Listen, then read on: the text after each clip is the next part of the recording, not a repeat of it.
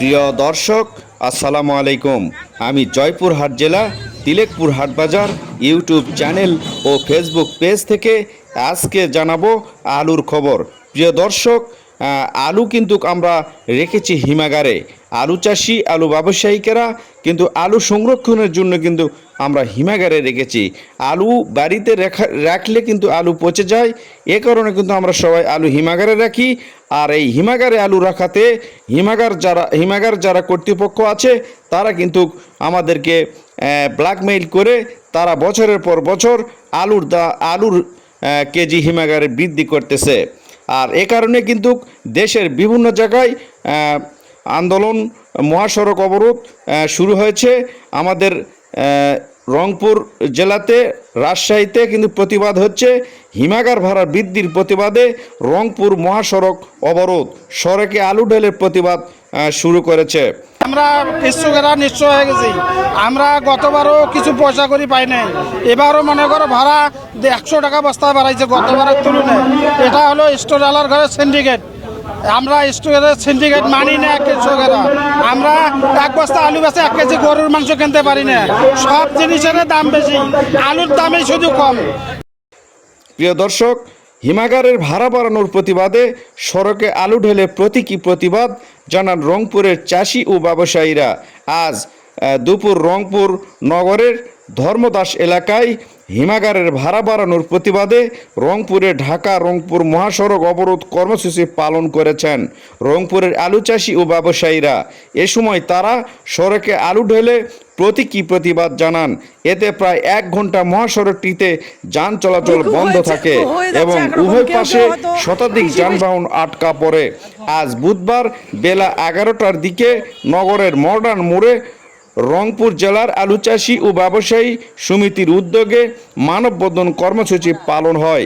একই দাবিতে দুপুর 12টার দিকে আলু রংপুর মহাসড়ক অবরোধ করেন তারা। এই এখন স্টোন ভাড়া বেশি, এটা কি করা যায় সেটা এখন করতে হবে। আমি 20 জন মাটি আবাদ করছি বাবা, তাতে আমারই অনেক লস আসছে। তারপর স্টোরে যে বস্তাগুলো রাখছি 200-250 বস্তা বাবা, এগুলোর যদি এত ভাড়া নেয় তাহলে তো আমার এই চতুর্দিকে আমরা ক্ষতিগ্রস্ত কৃষকেরা।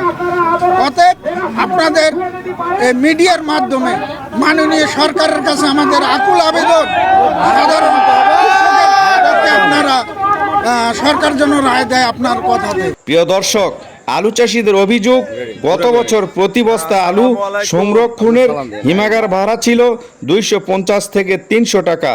চলতি মৌসুমে তা বাড়িয়ে 450 টাকা পর্যন্ত নির্ধারণ করেছেন হিমাগার মালিকেরা।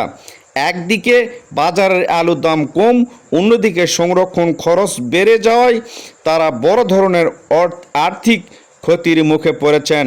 মানববন্ধনের সভাপতিত্ব করেন রংপুর জেলা আলু চাষি ও ব্যবসায়ী সমিতির সভাপতি তৈবুর রহমান।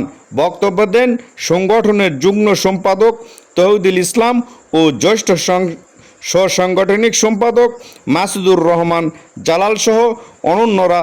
তৈবুর রহমান বলেন, গত বছর ভাড়া ছিল 250 থেকে 300 টাকা। হিমাগার মালিকেরা 435 টাকা ভাড়া কাটতেছে। এখন আমাদের উপর একটা জুলুম চাপায় দেওয়া হচ্ছে। আলু চাষি ও আলু ব্যবসায়ীরা বলেন, দেশের মোট আলু উৎপাদনের প্রায় 35% রংপুর বিভাগে হয়, অথচ এ অঞ্চলের আলু সংরক্ষণের জন্য পর্যাপ্ত হিমাগার নেই। ফলে প্রতি বছর অনেক কৃষক সংরক্ষণের সুযোগ না পেয়ে কম দামে আলু বিক্রি করতে বাধ্য হন। যারা হিমাগারে আলু রাখেন তাদেরও বাড়ি ভাড়ার কারণে লোকসান গুনতে হচ্ছে। কৃষকের ভাষ্য, চলতি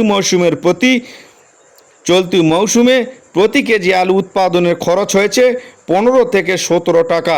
বর্তমান বাজারে আলু বিক্রি হচ্ছে 13 থেকে 14 টাকা কেজি দরে। এর সঙ্গে হিমাগার ভাড়া ও বস্তার খরচ মিলিয়ে সংরক্ষণ ব্যয় পড়েছে আরও প্রায় 10 টাকা।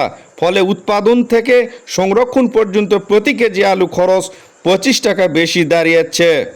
ভাড়া বৃদ্ধি তাদের জন্য মরার উপর খাড়া ঘা হয়ে দাঁড়িয়েছে। এ সময় রংপুর জেলা কৃষক দলের আহ্বায়ক আনোয়ার সাদাতের নেতৃত্বে একটি প্রতিনিধি দল আন্দোলনকারীদের সঙ্গে কথা বলে তারা জানান আগামীকাল বৃহস্পতিবার জেলা প্রশাসনের সঙ্গে কৃষকদের নিয়ে এ বিষয়ে মত বিনিময় করা হবে। পরে দাবি আদায় না হলে আরও কঠোর কর্মসূচির ঘোষণা দিয়ে আন্দোলনকারীরা অবরোধ প্রত্যাহার করেন।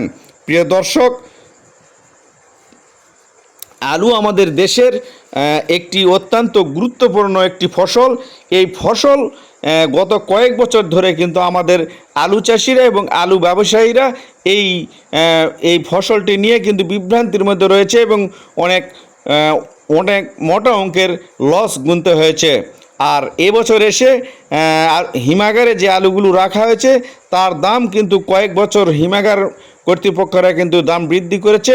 এবারও তারা আবার নতুন করে দাম বৃদ্ধি করায় কিন্তু আমাদের দেশের বিভিন্ন জায়গায় এই দাম বৃদ্ধির উপলক্ষে কিন্তু আন্দোলন করেছে।